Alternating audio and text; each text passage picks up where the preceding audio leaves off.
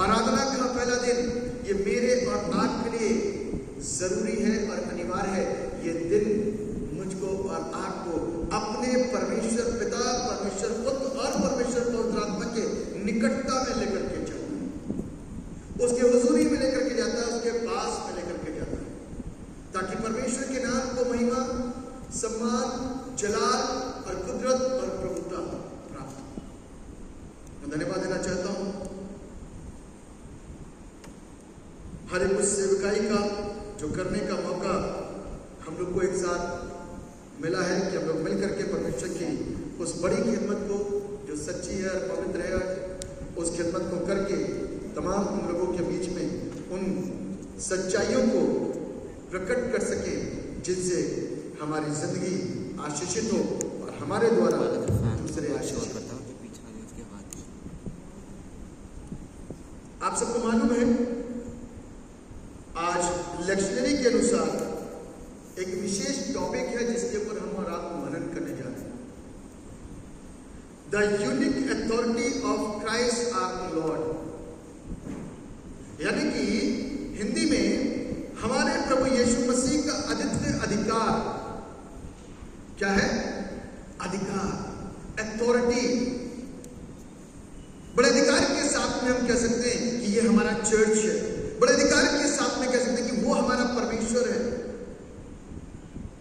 इन दोनों के बीच में बहुत कुछ है। वो हमारा परमेश्वर, ये हमारा चर्च और ये हमारा कलाम, इन दोनों के बीच में बहुत कुछ है, क्योंकि वो परमेश्वर पुत्र मुझको और आपको अपने पुत्र के माध्यम से जो आजादी दिलाया, उस आजादी के बाद में उसने मेरे और आपके लिए एक नया आश्वासन दिया।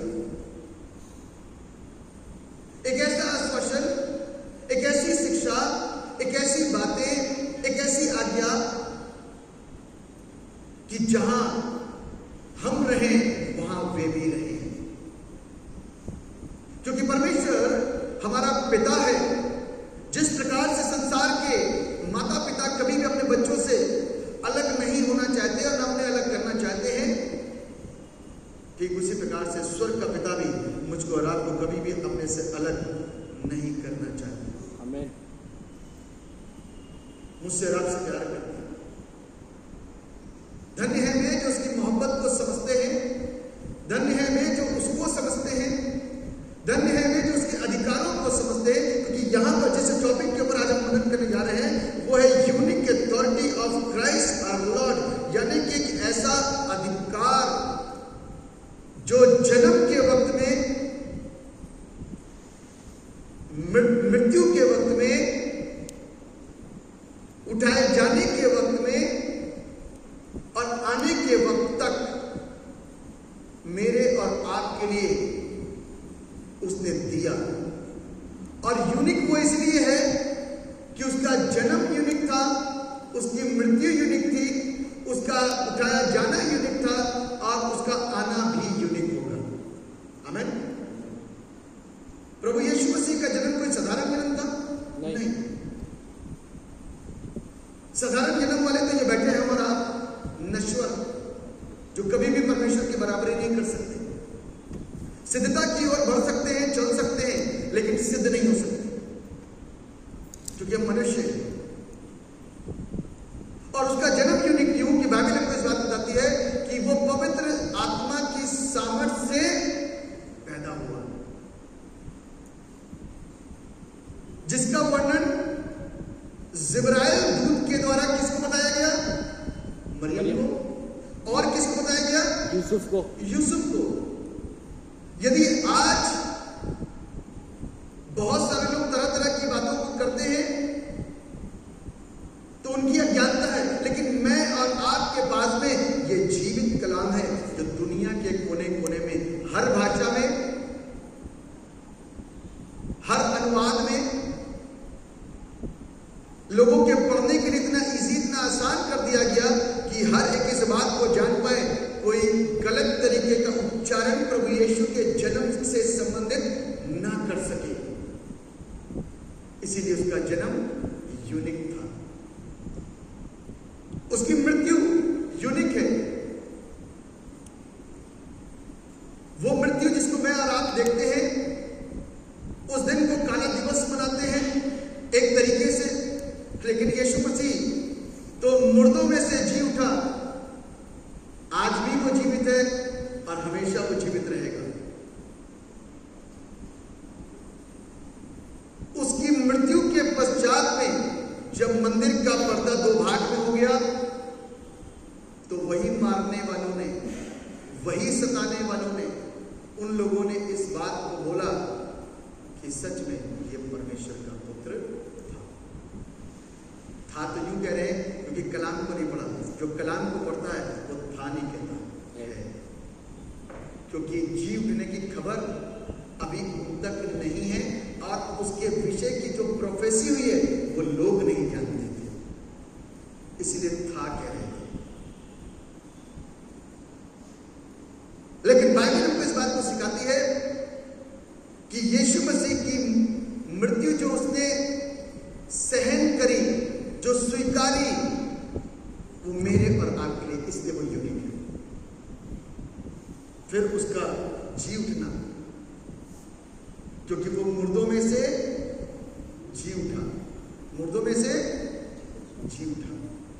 मुर्दा जिंदगी में से आज तक कोई जी नहीं उठा, जिलाया गया वो भी यीशु मसीह के द्वारा। लेकिन परमेश्वर पुत्र प्रभु यीशु मसीह को जब परमेश्वर पिता ने जिलाया ना, तो उसके बाद से, उस डिमॉन्स्ट्रेशन के बाद से मेरे और आपके लिए आश्वासन है, जो हम और आप खुदा के कलाम को पढ़ते हैं, कि हम भी वैसे ही उठाए जाएंगे, जिलाए जाएंगे। आज परमेश्वर का वचन अद्भुत है मेरे प्रिय, मैं आपको बताना चाहता हूं। सारी दुनिया के अंदर एक हड़कंप मचा है। फकीर, फरीसी और शास्त्री ने एक बात बोली थी जब क्रूसीफिक्शन होने वाला था ना, तो क्रूसीफिक्शन से पहले एक बात बोली थी आपस में, ग्रुप में, सोचो तो सही, सारी दुनिया उसकी तरफ हो चली। ऐसी कौन सी खूबी है उस हमारे परमेश्वर में कि सारी दुनिया उसकी तरफ हो चली है। आज सेम जवाब, सेम बातें आज सारी दुनिया इस बात को बोलती है कि लोग यीशु की तरफ भाग रहे हैं। सब लोग इस बात को बड़े ऊंचे शब्द से पुकार करके बोल रहे हैं कि लोग यीशु की तरफ भाग रहे हैं। आपकी ये सिटी एंटी कन्वर्जन लॉ से भरी हुई है।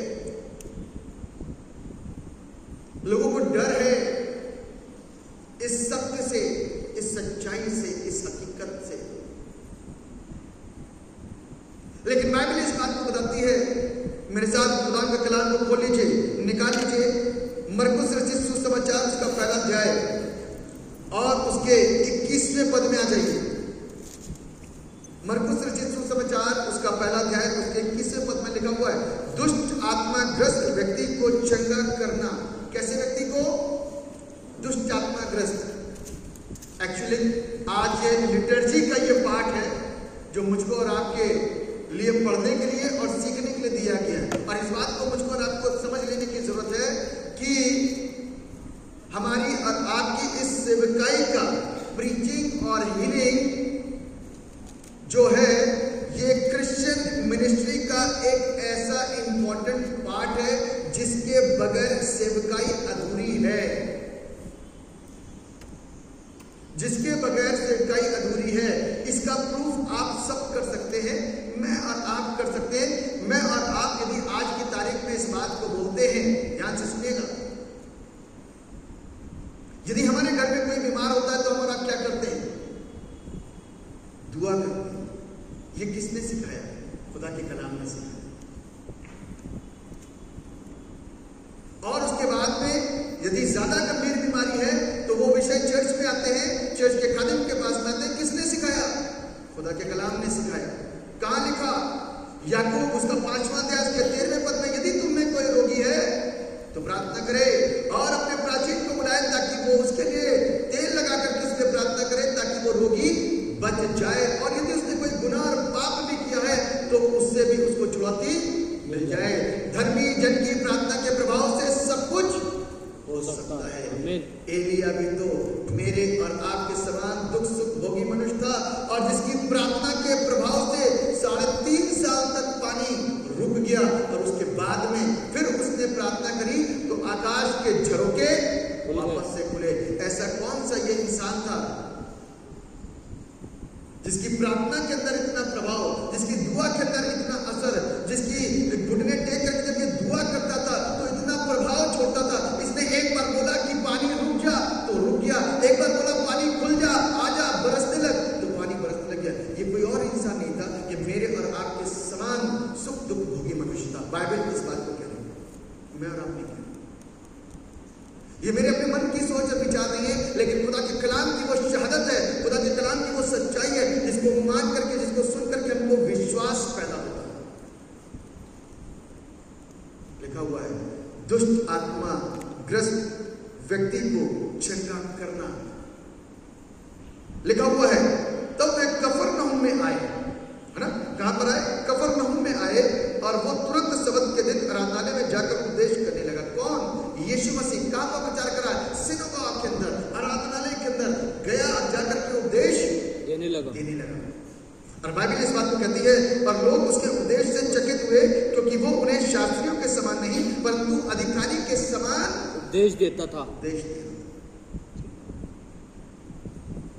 टीचरों के समान नहीं। पढ़ते हो तो ठीक है, नहीं पढ़ते हो तो ठीक है, हमको तो सैलरी दो।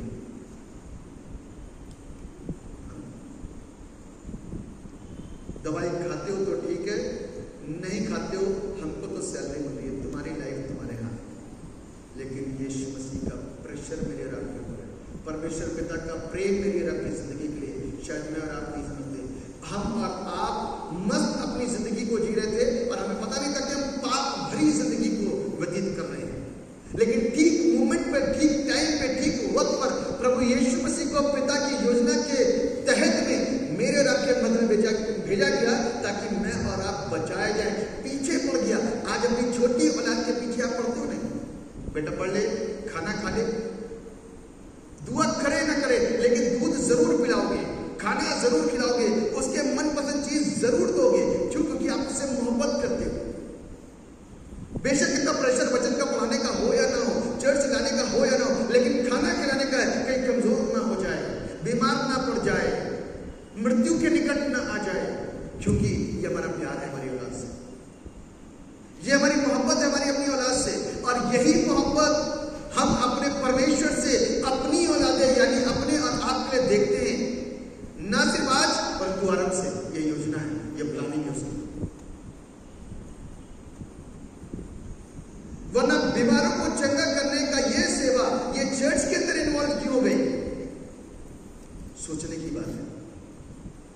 ये सेवकाई बीमारों को चंगा करने की ये चर्च में क्यों आ गई? चर्च में काम तो सिखाने का, पढ़ाने का। आप पढ़ाइए, व्यवस्था को पढ़ाइए और चले जाइए।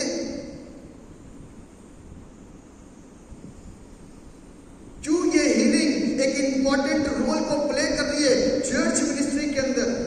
वाई? ये क्वेश्चन मार्क है मेरे और आपके लिए।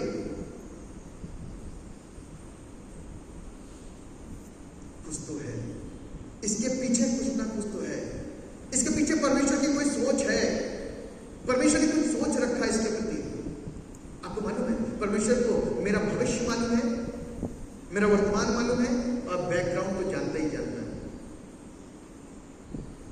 उसको मालूम था कि लोग आगे के समय में शुगर के पेशेंट भी होंगे।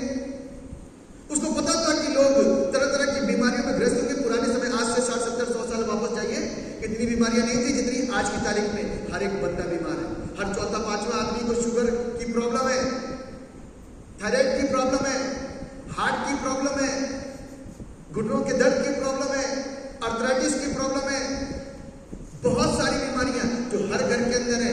लोगों के पास में दवाइयों के भंडार है, और उनको वो खोलते हैं, रोज उसका सेवन करते हैं। और एक दिन ऐसा आता है कि गहरी नींद में चले जाते हैं।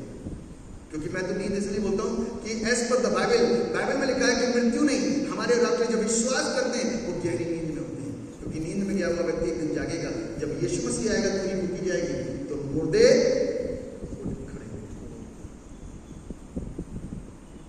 मेरे प्रियो, बाइबल का कहना है। लोग उसके उपदेश से चकित हुए क्योंकि वो उन्हें शास्त्रियों के समान नहीं परंतु अधिकारी के समान देखते थे। कैसे? अधिकारी के समान। अधिकारी कौन होता मालूम? अधिकारी कौन होता है? नया नियम आया, पहला दिन, और पहले दिन ही वो किसी को नहीं जानता, किसी को भी नहीं जानता। उसका फर्स्ट डे वो आके अपनी चेयर पे बैठेगा और बेल दबाएगा, आवाज नहीं देगा, सिर्फ बेल करेगा। बेल करते ही बाहर का जो चपरासी अंदर आएगा फटाफट, यस सर पानी चाहिए, पानी आएगा। अधिकारी के समान उसको ट्रीट करो। किसके समान ट्रीट करो? अधिकारी के समान। फर्स्ट डे में तो लोग जानते भी नहीं, लेकिन फिर भी कैसे इस्तेमाल कर रहा है वो? उसको अपना अधिकार मालूम है। क्या आज की तारीख में हम और आप अपने अधिकार को जानते हैं? What is our authority? हमारा अधिकार क्या है? बाइबल कहती है, बाइबल के अनुसार देखिए लिखा हुआ है, और लोग सुन करके देख करके चकित हो रहे हैं कि इसका प्रचार करने का तरीका कुछ अलग है। ये असर डाल रहा है। क्या कर रहा है? असर डाल रहा है। हम यहां पर बैठे, हम 50 साल तक बैठे रहे। 50 साल के बाद मुझको और आपको प्रार्थना करने का अवसर दिया जाए किसी बीमार के लिए, और बहुत सारे लोग जो कि पब्लिक में प्रार्थना नहीं कर सकते तो कहीं ना कहीं कमजोर पाए जाएंगे, कहीं ना कहीं वो उस इंपैक्टफुल तरीके से प्रार्थना नहीं कर पाएंगे, क्योंकि बाइबल हमको इस बात बताती है कि हमको और आपको इस बात को जानना चाहिए कि हम औलाद किसकी हैं? अपने परमेश्वर की औलाद हैं। उसने मुझको और आपको रचा और बनाया और इस धरती पर रख दिया ताकि मैं और आप उसके अधिकारों में से इस्तेमाल करके उस सेवकाई को करें जो उसने मेरे और आपके लिए नियुक्त की। मरकुस उसके 10 उसके पहले पद के अंदर लिखा हुआ है कि उसने अपने चेलों को बुलाया और उनको अधिकार दिया, जाओ जाकर के दुष्ट आत्मा निकालो, बीमारों पर हाथ रखो, बीमार चंगे किए जाएंगे। तो ऐसा ही उन लोगों ने किया। वो अधिकार वहां से ट्रांसफर होकर के आज की सेवकाई में चर्च मिनिस्ट्री में आ गया। मेरे और आपकी जो मिनिस्ट्री ना वो हीलिंग, टीचिंग और प्रीचिंग है। मेरी और आपकी मिनिस्ट्री जो आज की तारीख की वो हीलिंग, टीचिंग और प्रीचिंग है। इसके द्वारा आज हम और आप सारी दुनिया के ऊपर राज कर रहे हैं। ये प्रभु की दया है, ये प्रभु की दया है, ये प्रभु ने दिया है। लेकिन बहुत सारे लोग इस अधिकार को समझते नहीं। और बाइबल हमको इस बात को कहती है, चेले जब गए ना, जब अधिकार को प्राप्त करा तो लौट करके शांत पाए, बोलते प्रभु, गुरु, दुष्ट आत्माएं हमारे कंट्रोल में है, बीमारियां हमारे कंट्रोल में है। जब प्रार्थना करी तो बीमारियां निकल के गई, दुष्ट आत्माएं निकल के गई, लोग आजाद हुए, बड़े खुश थे। तब यीशु मसीह ने उनसे एक बात बोली, इस बात से आनंदित मत हो कि दुष्ट आत्माएं तुम्हारे कंट्रोल में, इस बात से आनंदित हो कि तुम्हारे नाम जीवन की पुस्तक में लिखे गए या नहीं लिखे। इंपॉर्टेंट है, मालूम है, लिखा है उसी समय उनके आराधनालय में, किसी और के नहीं, उसी समय उनके आराधनालय में एक मनुष्य था जिसमें अशुद्ध आत्मा थी। क्या थी? अशुद्ध आत्मा, जिसको बोलते हैं दुष्ट आत्मा। उसने चिल्लाकर कहा, हे यीशु नासरी, हमें तुझसे क्या काम? हे यीशु नासरी, हमें तुझसे क्या काम? क्या तू हमें नष्ट करने आया है? मैं तुझे जानता हूं, तू कौन है? परमेश्वर नहीं, परमेश्वर का पवित्र जन। कौन बोल रहा है? किससे बोल रहा है? दुष्ट आत्मा यीशु से। दुष्ट आत्मा ग्रस्त एक इंसान है, उसके अंदर दुष्ट आत्मा है, और ये दुष्ट आत्मा ग्रस्त व्यक्ति हर दिन आराधनालय में बैठता था और शास्त्री और फरीसी प्रचार करते थे, इसी कलाम के द्वारा प्रचार करते थे, क्योंकि व्यवस्था कोई और नहीं थी, व्यवस्था ये है, इसी के द्वारा प्रचार करते थे, लेकिन इंपैक्ट नहीं डाल पाते थे कभी भी। Hallelujah, hallelujah. कभी भी उस बीमार की जिंदगी के ऊपर असर नहीं पड़ा, कभी भी ये कलाम उसको टच नहीं हुआ, कभी भी उसके लाइफ के ऊपर ये असर नहीं डाला इस वचन ने। इसीलिए वो मस्त बैठा रहता था, क्या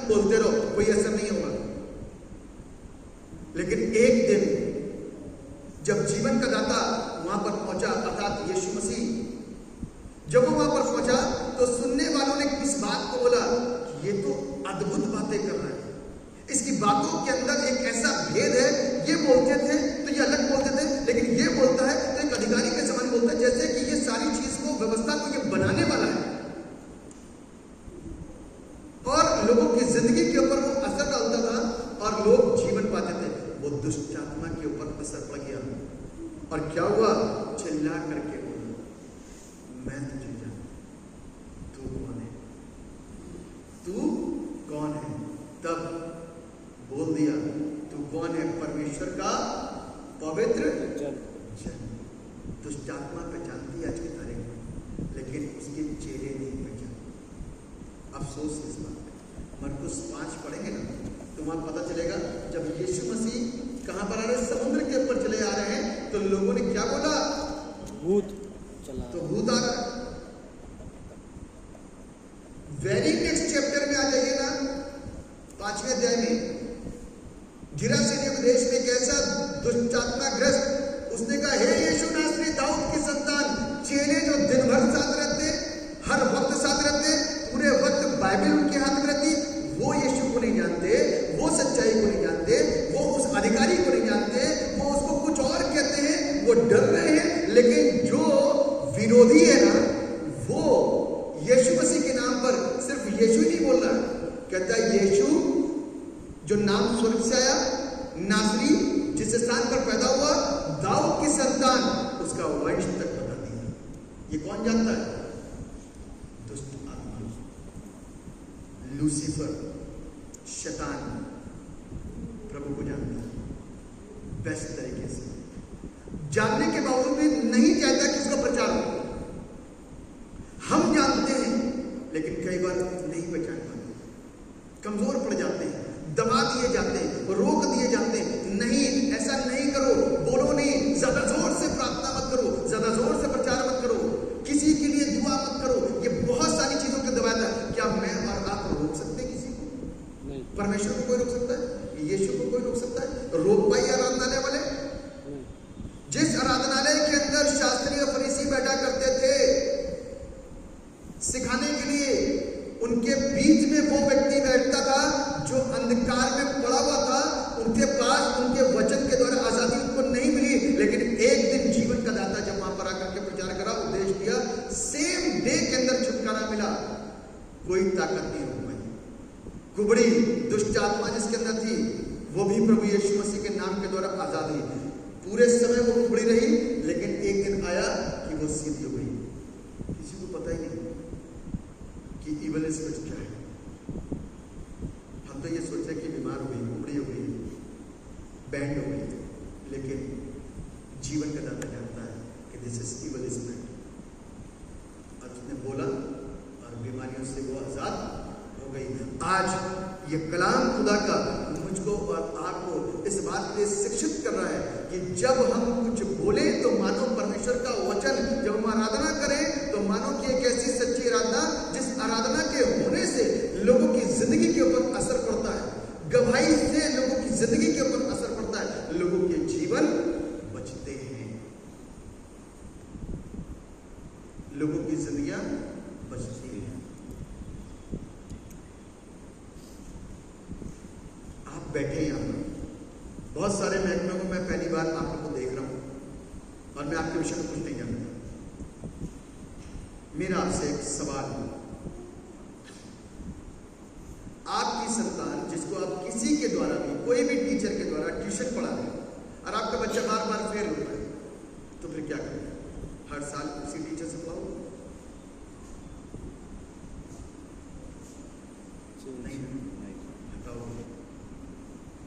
क्यों? क्योंकि वो आपके बच्चे के ऊपर वो असर नहीं डाल पा रहा कि बच्चा पढ़ करके कामयाब हो, कि बच्चा पढ़ करके कामयाब हो जाए। आपकी टीचिंग से यदि बच्चे बच नहीं रहे, आपके स्वास्थ्य विभाग के क्षेत्र में यदि आप हैं और उसके द्वारा कोई ब्लेस नहीं हो रहा, उसके द्वारा कोई असर नहीं पड़ रहा कि लोगों की जिंदगी के ऊपर, तो क्या लाभ है?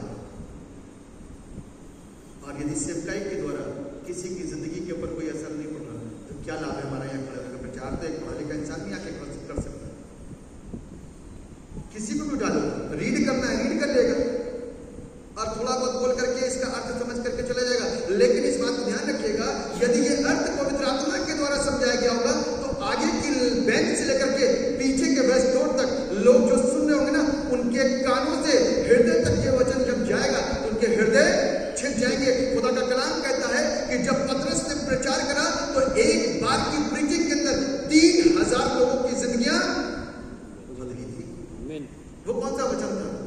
जिससे 3000 लोग एक बार के अंदर बदल गए। और ये कौन सा वचन जो हम बांटते हैं किसी के ऊपर भी असर नहीं होता। आज भी वो एक ही मानसिकता के साथ में रह रहे हैं, आज भी वही पुरानी मानसिकता के साथ में। खुदा का कलाम मुझको और आपको बचने और बचाने के लिए दिया गया। सिर्फ गाना गाने से नहीं होगा, खुद बचना ही काफी नहीं, औरों को बचाना। हमारी लाइफ यदि किसी की लाइफ के ऊपर इम्पैक्ट नहीं डालती, गवाही नहीं छोड़ती, तो शायद मैं इस बात को समझता हूं, अपने लिए तो समझता हूं कि मेरा मसीह कहलाना और प्रभु का कहलाना व्यर्थ है। क्योंकि ऐसे साधारण मनुष्य, साधारण हमारा प्रभु साधारण नहीं है, इसलिए मैं अपने आप को कभी साधारण नहीं कहता। हमारा प्रभु साधारण नहीं है, इसीलिए मैं कभी भी अपने आप को साधारण नहीं करता। हम असर डालने वाले लोग हैं। कैसे लोग? असर डालने वाले। यदि हमारी जिंदगियों से किसी की जिंदगी के ऊपर असर नहीं पहुंच रहा तो कोई लाभ नहीं। हम वो लोग हैं जो सोए हुए हों तो उनको झंझोड़ करके जगाएंगे। उठ जाओ। यीशु मसीह कितनी बार आया था मालूम है चेलों के पास? जब पहाड़ पर गया प्रार्थना करने के लिए पहली बार आया, उनसे बोल के जागते रहना। दोबारा लौट के आया, सोया पाया उनको। फिर गया प्रभु प्रार्थना करने, फिर लौट के आया, फिर देखा सोया, फिर गया प्रभु, फिर लौट कर आया, देखा सो रहे। कहता आप सोते रहो, समय के अनुसार तो तुम्हें गुरु हो जाना चाहिए था, लेकिन अभी भी दूध पीते बच्चों के समान। वचन के साथ कभी मिलावट नहीं करूंगा, वचन के साथ कभी खिलवाड़ नहीं होगा, वचन के साथ समझौता भी नहीं होगा। जो है वही बताएगा।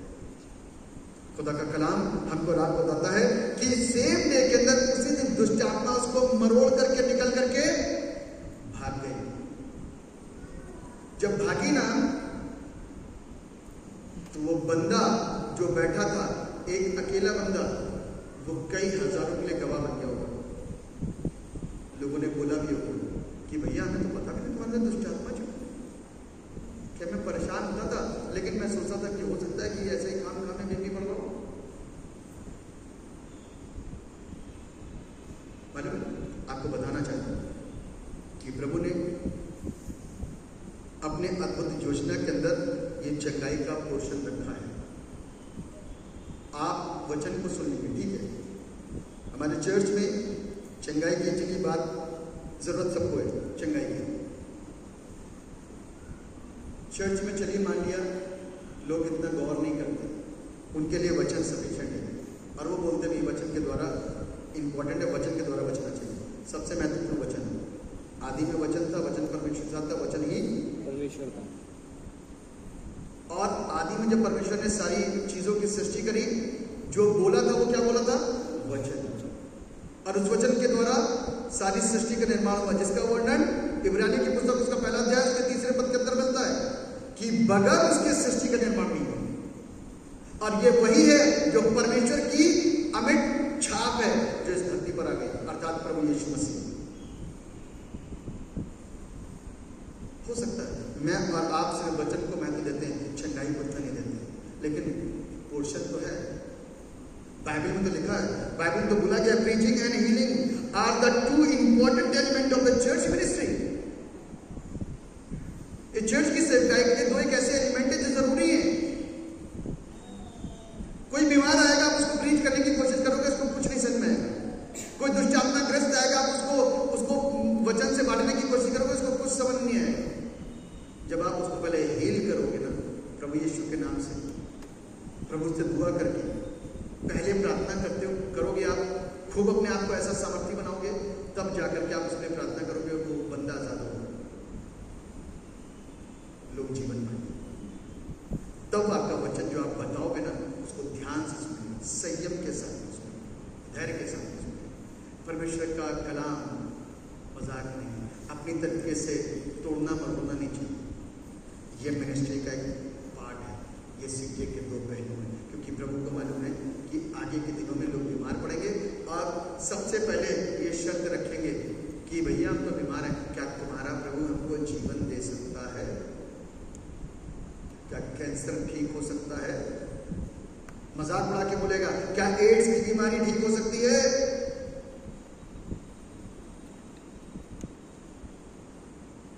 मैं आपको गवाही दे रहा हूं अपने चर्च में कि हमारे यहां टीम है, पूरा ग्रुप है। खतौली चर्च से मैं आया हूं और 20 साल उस चर्च में मैंने सेवकाई करी। खतौली चर्च में 20 साल सेवकाई करी और आज भी 72 गांव हैं हमारे पास जिसमें सेवकाई चल रही है। 72 गांव में सेवकाई चल रही है और ऐसे जो केसेस है ना, डेली बेशुमार, जिसकी कोई काउंटिंग नहीं, काउंटिंगलेस। तो एक बंदा अपने घर के अंदर एड्स का पेशेंट था। ये तो मैं आपको सिर्फ एक छोटा सा नमूना दे रहा हूं। एड्स का पेशेंट था। हमारे टीम का एक सदस्य उसके घर इत्तेफाक से चला गया क्योंकि मोहल्ले में था। उसकी मां ने रोते रोते बोला, बहन ये कल मर जाएगा। कफन लेकर खड़ी थी, बेटा ऐसे बिल्कुल मृत अवस्था में, बिल्कुल ऐसे ऐसे पड़ा हुआ था।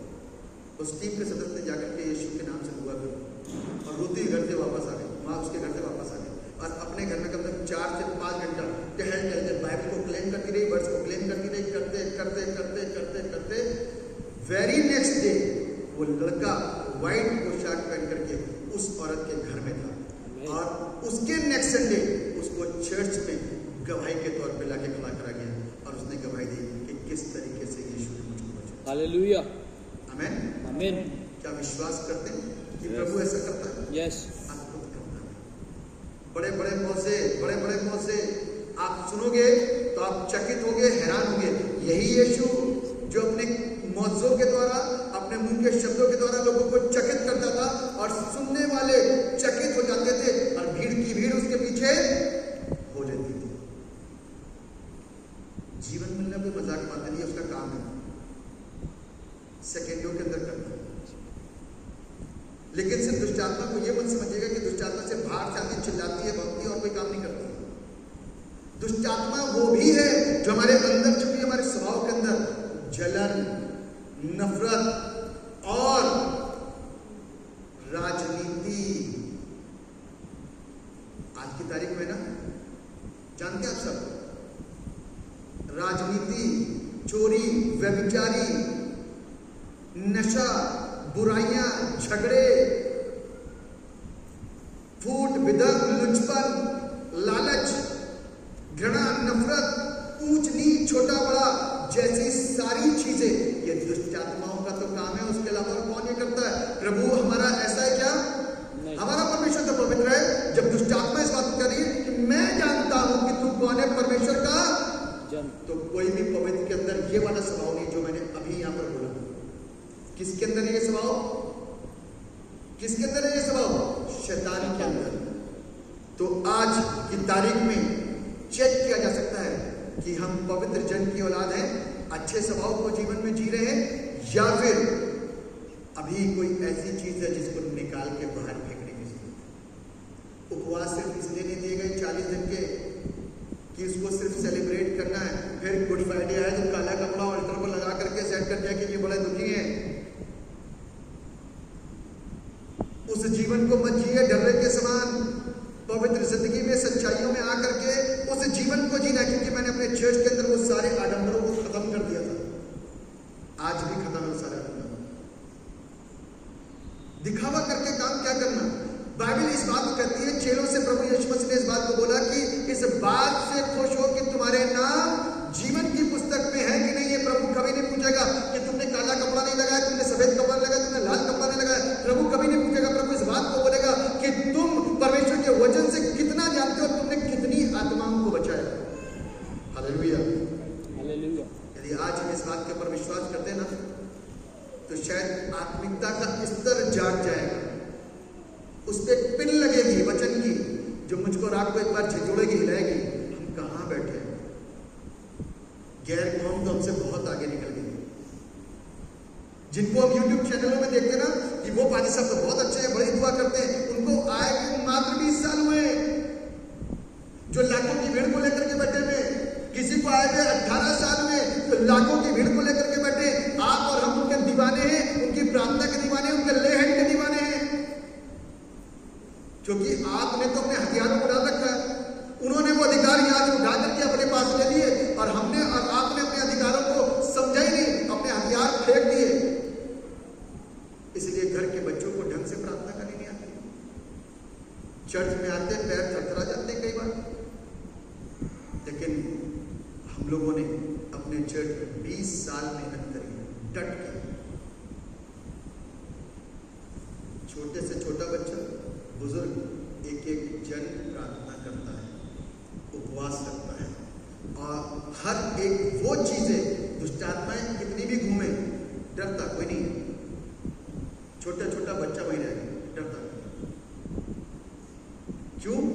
क्योंकि यदि आप अधिकार करोगे, आप दूसरी तरफ ताकोगे, हमारे अंदर में वो खूबी क्यों नहीं है, हम घुटने क्यों नहीं तोड़ते, हम मेहनत क्यों नहीं करते। खुदा का कलाम उनके पास भी यही है, हमारे पास भी है, उनसे पहले हमारे पास भी था, क्योंकि हमारी तो नस्लें, हमें तो जनरेशन निकल गई है। हम अपने फोर फादर्स को हमेशा गिनाते हैं ना, जब भी चर्च के अंदर कोई बात होती है तो हम लोग क्या कहते हैं, हमारे दादा परदादा के समय का चर्च है और शुरुआत से ये चर्च है। अरे भैया, चर्च है तो क्या हुआ, चर्च तो तब भी रहेगा और 100 साल 70 साल तक रहेगा, लेकिन तुमने क्या किया, ये चीज मैंने चर्च में सिखाई। लोग जनरेशन के अपनी नस्लों को बताते थे, जताते थे, हमारे दादा, हमारे परदादा। अरे भैया, तुमने करा क्या? आज भी तुम्हारे चेहरों से वो गंदी सड़ांध निकल के आती है। ये खुदा के कलाम ने तुमको बदला नहीं किया। लेकिन आज वही चर्च एक आशीषित चर्च है, दूर से दूर तक लोग पहचानते हैं। इसमें इंसान की बड़ाई नहीं है। आप उसके पास जाएंगे तो वो मेरी और आपकी सुनेंगे। आप अपने आंसू को बहाएंगे तो वो सुनेगा। आप और हम घुटने तोड़ेंगे, प्रार्थना में टाइम देंगे और उपवास रखेंगे और ऑनलाइन करेंगे, तो क्यों नहीं वो आशीषें जो उन्होंने प्राप्त कर ली हमें मिलेगी? क्यों नहीं मिलेगी? हमने कोशिश नहीं करी। हम अपने संसारिकता में व्यस्त रहे, समय समय पे चर्च आए, टाइम टाइम पे चर्च आए, जब वक्त लिया तो कुछ डोनेशन चर्च को दे दिया, ये हेल्प कर दी, वो हेल्प कर दी। लेकिन उसके अलावा मेरा मकसद ये कहने का है कि क्या आज की तारीख में हमारे कर्म ऐसे हैं जो हमको परमेश्वर के राज तक पहुंचाए? अधिकार दिया उसने मुझको। देखिए, सोया हुआ प्रचार तो मैं नहीं कर सकता, क्योंकि तिमुथियुस पौलुस की प्रीचिंग से बचा था। आपको मालूम है तिमुथियुस के विषय में जानते हैं? तिमुथियुस किसकी प्रीचिंग से बचा था? पौलुस की प्रीचिंग से। हाँ जी। और तिमुथियुस कैसा व्यक्ति था आपको मालूम है? नौजवान व्यक्ति था, युवा था, और बाइबल इस बात को कहती है, मैं सब निकाल लीजिए, कुरिन्थियों की पुस्तक, एक रेफरेंस कहूंगा। कुरिन्थियों की पुस्तक उसका 4वां अध्याय और उसके 7वें पद को पढ़िए जरा, क्या लिखा है। जिस किसी को मिल जाए पढ़े, जोर से पढ़िएगा। इसलिए मैंने तिमुथियुस को जो प्रभु में मेरा प्रिय और विश्वास योग्य पुत्र है तुम्हारे पास भेजा है। वो तुम्हें मसीह में मेरा चरित्र स्मरण कराएगा, जैसे कि मैं हर जगह हर कलीसिया में विचार करता हूँ। मालूम, अब फर्ज करिए मैं इस चर्च का प्रीस्ट हूँ, पासवान हूँ, मैं आपके घर किसी वजह से आपकी दुआ में नहीं पहुंच पाया, मैंने अपने बदले में भाई को भेज दिया, किसी को एक युवा को पकड़ के भेज दिया, जाओ। ऐसे नहीं भेज दिया कि यूं पकड़ा, जा भाई प्रीच कर क्या, ऐसे नहीं। मैंने इसलिए भेजा क्योंकि मैंने उसको तैयार करा और उसको चेक करा कि इसकी प्रीचिंग, इसकी टीचिंग के अंदर कोई भी अंतर नहीं है, इसका समर्पण बड़ा जबरदस्त है। और उसको चेक करने के बाद उसको भेजा, जब वो प्रीच करेगा आपके बीच में तो आपको लगेगा कि ये वही पासवान के समान का बंदा, उसका जैसा चेला दिखाई दे रहा है, हूबहू वैसा का वैसे प्रचार कर रहा है। और जो ये प्रचार कर रहा है तो हमारे पासवान का स्वरूप दिखाई दे रहा है इसमें। Hallelujah, hallelujah. और जब हम खिदमत करते हैं तो हमारी खिदमत के अंदर हमारा परमेश्वर हमारे जीवनों से प्रस्तुत होना चाहिए। यदि हमारा जीवन से हमारा परमेश्वर प्रस्तुत नहीं हो रहा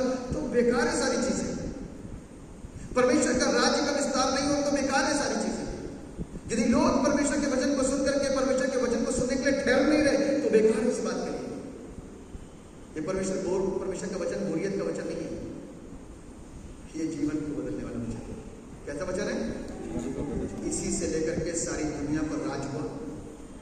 सारी दुनिया में सबसे ज्यादा कौन है? क्रिश्चियनिटी। और भारत के अंदर क्या हो रहा है आपको मालूम है? पता नहीं है सिर्फ लोगों को।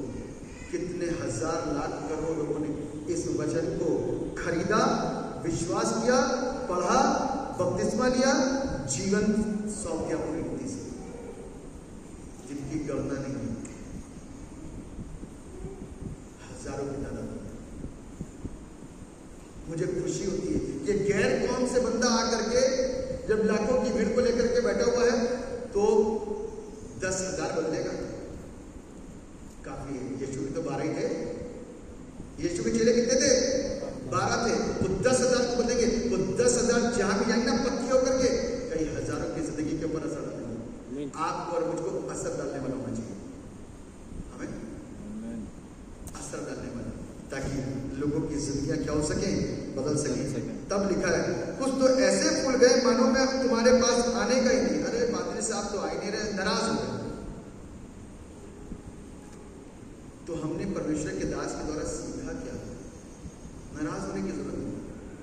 परमेश्वर के दास इसलिए है यदि आज मैंने आपको कुछ सिखाया, और मेरी अपेक्षा आपसे यही रहेगी कि आपके जीवन के द्वारा परमेश्वर के कलाम के अनुसार पवित्र आत्मा के वरदान और फल दिखाई दे। आप फूल का पेड़ लगाते हो, फूल ना होगे तो कैसा लगेगा? फल लगाते हो, फल ना आए तो कैसा लगेगा? बच्चों को पढ़ाते हो, ना पढ़ाए तो कैसा लगेगा?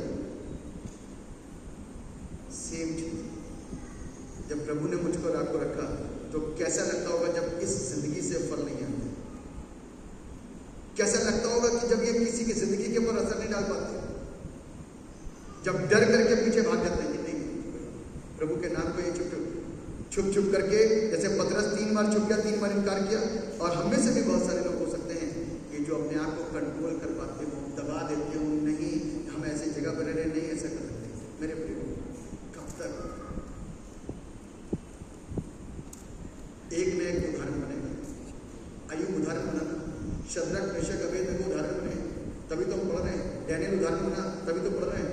पौलुस पूरे समय दुख सहता रहा, पूरे समय ऐसे ही नहीं सहता रहा।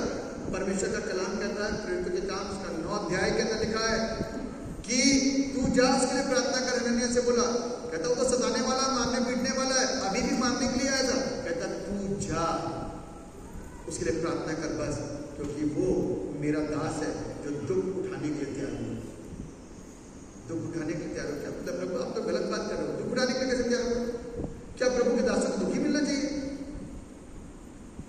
ये सिर्फ दुख नहीं है, ये उदाहरण है आज के लोगों के लिए, आज के चर्च के लिए, आज की कलीसियाओं के लिए, आज के विश्वासियों के लिए, कि सिर्फ अच्छा अच्छा अच्छा ही नहीं देखना कि बैंक बैलेंस आ जाए, ये हो जाए, वो हो जाए, चल हो जाए, सब चीज ना, दुख उठाने वाला भी बनना।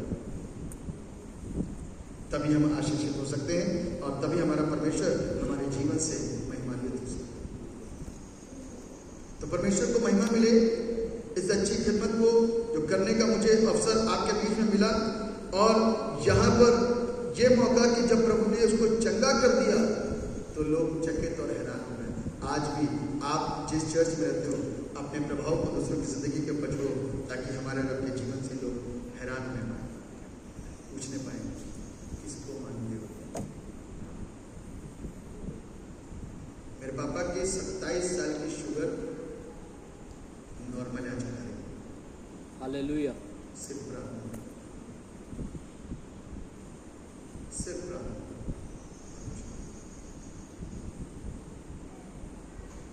चेक करते थे बराबर, नॉर्मल। डॉक्टर कह रहा है कि तो शुगर रहेगी, 1 बार नहीं, 2 बार नहीं, 3 बार नहीं, 4 बार नहीं, 5 बार नहीं, कई बार नॉर्मल है, जस्ट बिकॉज ऑफ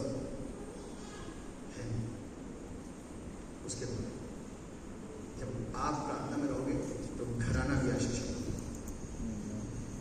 परमेश्वर इस वचन के द्वारा हम सबको आशीषित करें। अपने अधिकारों को समझें, क्योंकि हम अधिकारी की औलाद हैं। जब हम अपने अधिकारों को समझेंगे तो लोग क्या होंगे? हमारे जीवन के द्वारा आशीषों को प्राप्त करने पाएंगे। पहले हम आशीषित हों, फिर दूसरों को आशीषित। परमेश्वर इस वचन के द्वारा बोलना चाहते। दुआ करें। सर्वशक्तिमान परमेश्वर, राजाओं चर्च के लोग प्रभु यहाँ पर मौजूद है प्रभु, ये सब आपके प्यारे लोग हैं।